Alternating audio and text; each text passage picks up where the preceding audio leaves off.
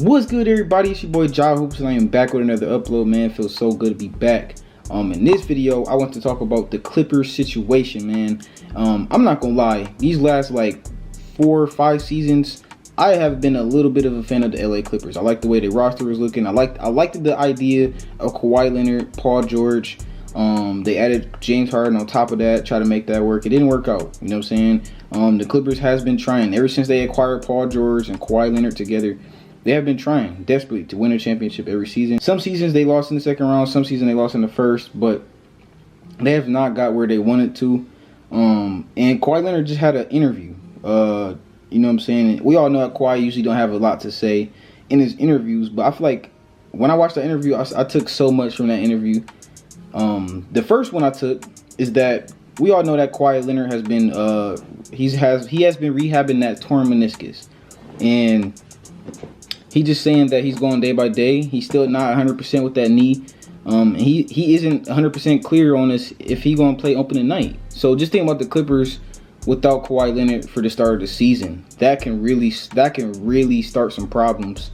If you're talking about just the chemistry going into the season, and you got to think about how stacked this Western Conference is, man. You know what I'm saying? You got to think about how stacked this Western Conference is. And you got to think about, your chemistry and stuff like that. And I feel like Kawhi Leonard, the best player, the leader on the team, not being there for opening game, that could cause problems. They got a lot of new players that's going to be, rotation players and stuff since PG left for nothing. That's another thing I just did not like about the Clippers this summer, is that the Clippers didn't do anything. Like, they made some small moves that I like, but they have not done they haven't done much. If you got Kawhi Leonard on your team, you need to be constructing some type of roster for a championship. And the roster isn't the worst, but this roster is not a championship roster, okay? I know you got James Harden, I know you got Kawhi Leonard, but come on. You know what I'm saying? Outside of that, you got guys like Norman Powell that can score the ball. You got a good big man in Zubac. But still, you know what I'm saying? I feel like still this team is a little more flat without PG. It still wasn't a championship level team with PG.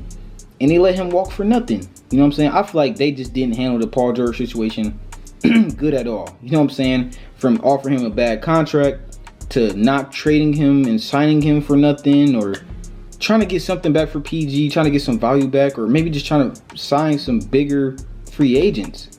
And then you re-sign James Harden. You know what I'm saying?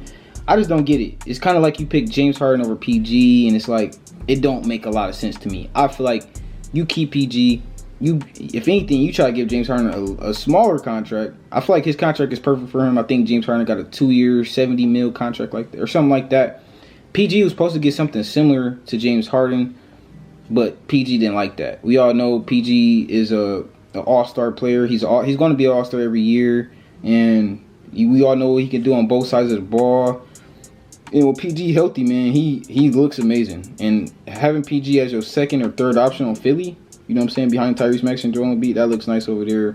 I don't know why the Clippers let him walk. I understand in some sense, like Kawhi. I understand in some sense, like, you're not letting him walk to a rival team, or you're not letting him walk to the Warriors, or you're not letting him walk to a team that's in your conference. I do like that. That was pretty smart. But at the same time, you still let him go for nothing. Now you got guys like Darius Jones Jr. and Chris Dunn. Like, those are 2 new guys that they're talking about.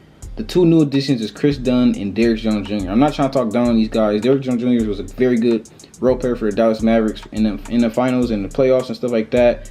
And Chris Dunn has always been a good defensive guard, but I just feel like it's not enough. We got a very good coach in Tyronn Lue, and I feel like, you know what I'm saying, if it's anybody that could try to put this, group together and get the best out of it, is him. You know what I'm saying? I feel like Tyronn Lue is a very good coach. He did go a couple years after that stint with Cleveland. He went a couple years, not being a head coach, and he finally got his head coaching job here after Doc Rivers was let go, I think in 2020. So yep, my boy Tyronn Lue has been the coach for the Clippers. It's kind of hard, you know what I'm saying? I feel like it's kind of hard to say Tyronn Lue hasn't been doing a good job. It's kind of hard for me to say he's been doing a good job or a bad job, because I feel like it's just not fair to Tyronn Lue. Tyronn Lue has not had, I don't think, like, his whole time in there, I don't think he's had the full roster much games. Like, he never had Kawhi, PG, everybody just there, full throttle. Like, it just seemed like Tyronn Lue never could get a fully fresh, healthy team in the playoffs. You know what I'm saying? It's something always go left. Like in the playoffs, somebody gets injured, like Kawhi or PG, or something happens. You know what I'm saying? They end up losing to like Dallas, or we know they fumbled to Denver in the bubble, and they just got a lot of playoff losses that I feel like they could have did better in, or they could have won. You know what I'm saying? I feel like this team right here, this team failed expectations. That Kawhi Leonard and Paul George situation flumped. Like, it flumped bad, man. You have nothing to show for all them picks you traded for Paul George. I'm not gonna lie. Back in what was that? 2018, whatever year that was.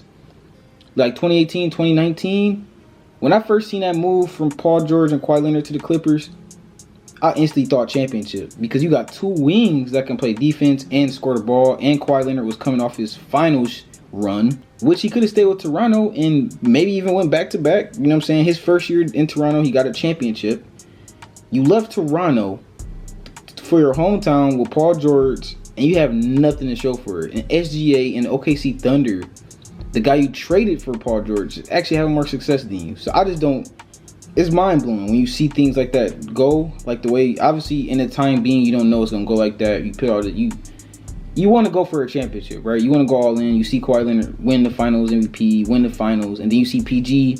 I'm not gonna lie, PG was cooking at OKC year in 2018, 2019. He had almost an MVP type season with OKC and Russ. So I feel like at the time it seemed so okay. You know what I'm saying? It did, but over time we all seen how the Clippers turned out. They just could never get it done. And I ain't gonna lie, this is another experiment that kind of makes me sad. You know what I'm saying? This is another experiment I wanted it to work. I wanted Kawhi Leonard and Paul George to work. I wanted KD and Kyrie to work. You know what I'm saying? It's a lot of failed duos in these last couple of years that kind of made me mad. You know what I'm saying? Like, come on, y'all, like pull it through, bro. Like, these some good duos. KD and Kyrie. Now we talking about Paul George and Kawhi not together no more. Like, these are some good duos. Too much potential for y'all not to be getting anything out of it, and just to be walking away from each other. Another thing Kawhi Leonard was talking about is his rehab, and they asked him, like, how do you feel about playing power forward? You know what I'm saying? Kawhi Leonard didn't really like the idea of it, but he said he will play it. You know what I'm saying? He's played it in the past. He's a basketball player. He's a professional. He gets paid to play basketball. He's going to play the power forward if he needs to play the power forward. He's not like Anthony Davis or nothing like that, but it's just like, the fact that Kawhi Leonard is probably going to be playing a forward this season and he's so injury prone, I just don't like the idea of that. I don't like the idea of Kawhi Leonard guarding bigs.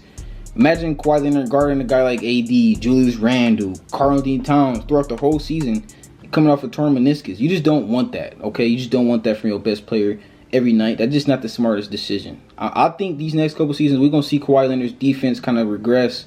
I think these injuries are going to catch up to him. He's going to have to slow down, bro. He literally said in the interview, it's something I'm not doing right on the court. It's something I'm doing on the court that's always getting me injured. He has to figure that out. He has to figure out what's always getting him injured.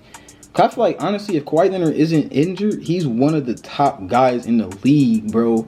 Like, all around, he's top. Like, people forget how good Kawhi Leonard is because he's always injured. He's like that.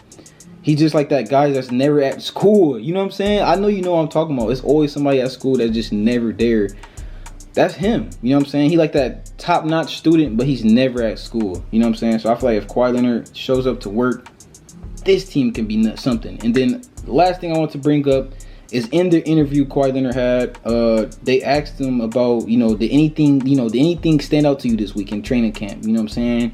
And he just kind of got into a little bit of things. He said, like, yeah, the new guys, Chris Dunn and Derrick Jones Jr. and the young guys he brought in, but he said nobody stood out to him.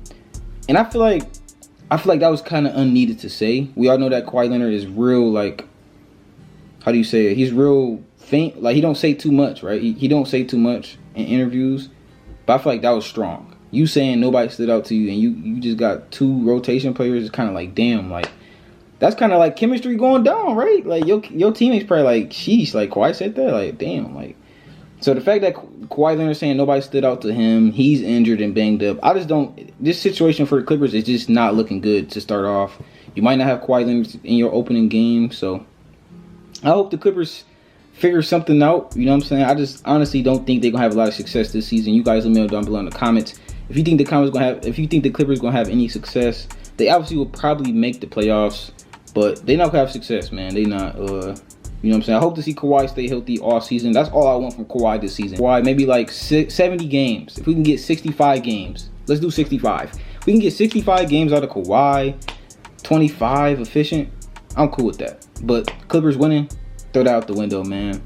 But that's all I got for this video, man. Hope you guys enjoyed this video. If you did enjoy this video, do me a big favor, smash that like button. Leave me a comment on what you want to see next, man. I always want to bring the content that you want to see, man, so you can keep watching my videos, all right? I love you guys. Hope you guys have a nice night. Till next video. You dig?